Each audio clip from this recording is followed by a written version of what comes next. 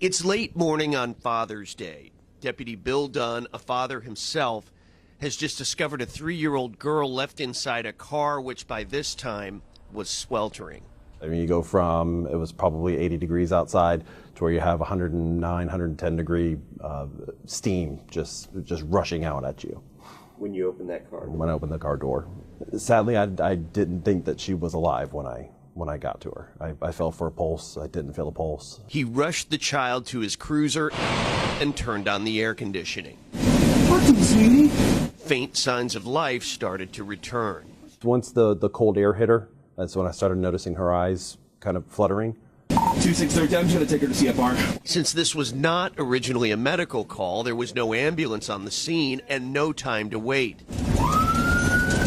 Dunn took off for the hospital with the little girl lying next to him, encouraging her back to consciousness. It's okay, baby. Talk to me. You're okay.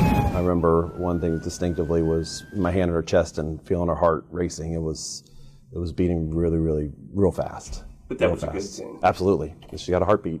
At the hospital trauma room, the medical team was ready and waiting. After dropping off the child, there was nothing more Dunn could do. He walked out to his patrol car and slumped over.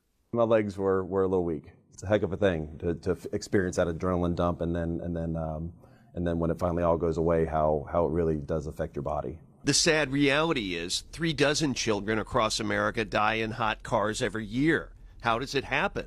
According to scientists who study these tragedies, they often start with some sort of disruption in the family routine. Mom is overslept. Dad is late for work.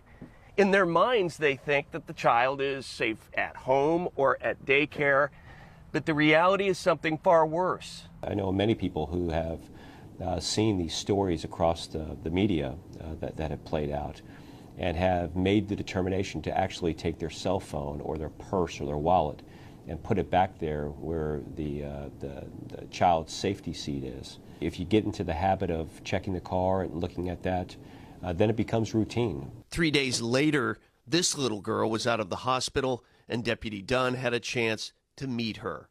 It meant everything to me. I was so happy I was able to do that.